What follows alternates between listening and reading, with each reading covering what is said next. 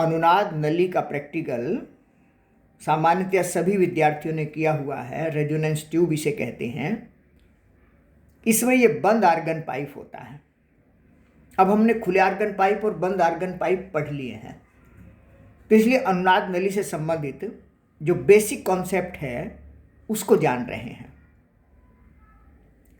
हमने पढ़ा है कि ये स्वतंत्र सिरा है, जैसे स्वरित द्विभुज ट्यूनिंग फोर्क यहाँ बजाया जाता है। ये आमतौर पर 512 या 426 आवृत्ति का लिया हुआ होता है। यहाँ से ये तरंग अनुदैर्ध्य तरंगे गैसीय माध्यम में संचरित होती हैं, यहाँ जाती हैं। दृढ़ सिरा है, परावर्तित होकर वापस आती है।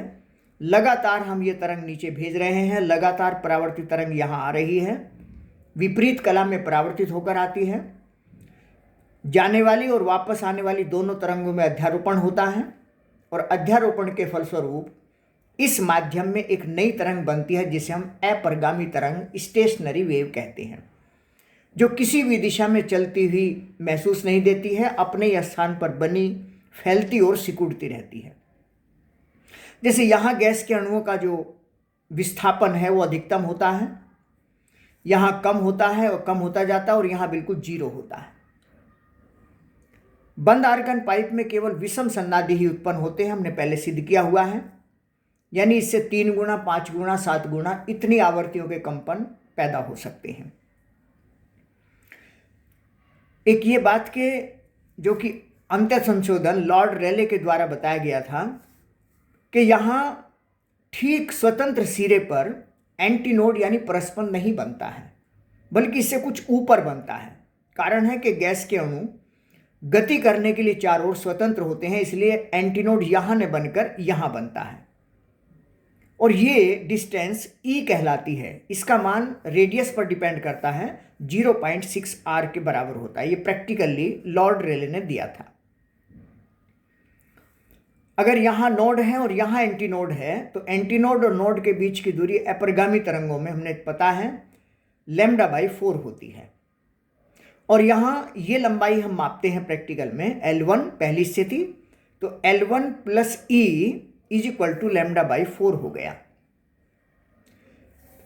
फिर इस जो कंटेनर होता है वाटर कंटेनर, उसे नीचे करते जाते हैं, और जब ये लगभग 3 गुणे से कुछ ज़्यादा पर आता है तो एक बार फिर तीव्र ध्वनि यहाँ हमें सुनाई पड़ती है, क्योंकि इसकी लंबाई ज़्यादा हो गई। लंबाई ज़्यादा का मतलब है कि अब इसकी आवृत्ति कम हो गई।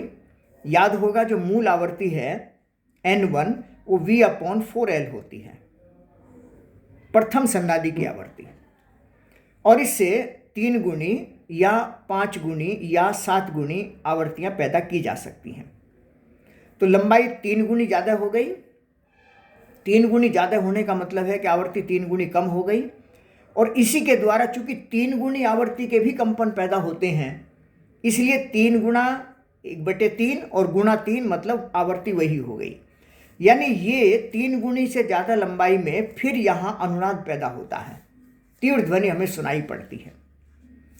ये स्थिति हम L2 पढ़ते हैं मीटर पैमाने पर। E ऊपर जू का त्यों है, तो L2 + E = 3 λ/4 ये हो गया। इसमें से माइनस करेंगे तो L2 - L1 λ/2 आ गया। इसमें से माइनस करेंगे तो ये करेंगे तो λ/2 λ = 2 L2 - L1 कैलकुलेट करके आ गया। इसलिए अनुदैर्ध्य तरंग की चाल गैसीय माध्यम में कमरे के ताप T पर, जो भी ताप इस समय है, 2n L2 - N1, क्योंकि V = n लैम्डा होता है। n × लैम्डा मतलब ये 0 डिग्री सेंटीग्रेड ताप पर इसका मान Vt - 0.61 T आता है। अब ये भी जान लेते हैं कैसे आता है। गैसीय माध्यम में यांत्रिक तरंगों की चाल V समानुपाती √T होती है, यानी कि V1/V2 √T1/T2।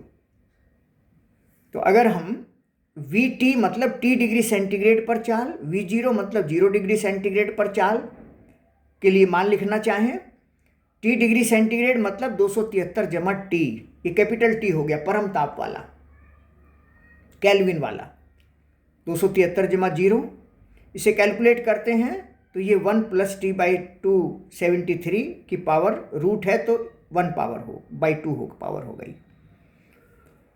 बाइनोमियल थ्योरम, द्विपद प्रमेय,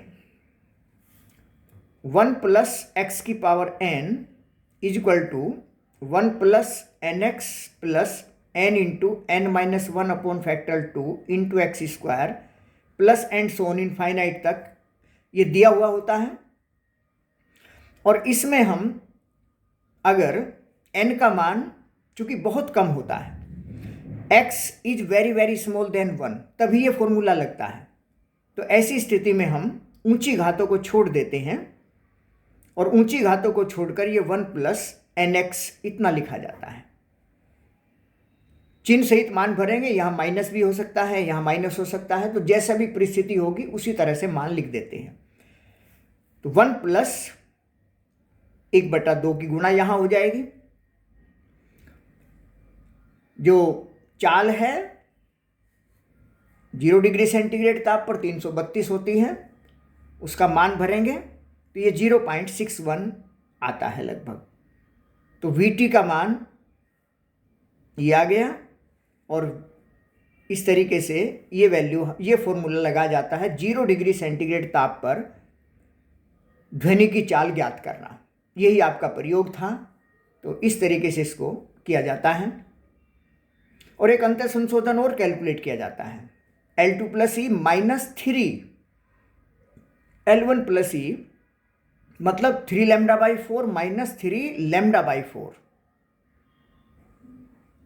इसका 3 गुना, ये λ/4 है और इसका 3 गुना करेंगे तो 3λ/4 हो गया। और L2 + E 3λ/4 होता ही है। L2 + E ये पूरा L2 + E 3λ/4 होता है और L1 + E ये λ/4 होता है। तो इसका 3 गुना इसमें से माइनस करेंगे, यानी ये बराबर हो गया एक तरह से। और ये फॉर्मूला आता है यहाँ से E का मान निकलकर L2 - 3L1/2। तो अंतर संशोधन E का मान 0.6R ऐसे भी निकाला जाता है और ये L2 - 3L1/2 ऐसे भी निकाला जाता है।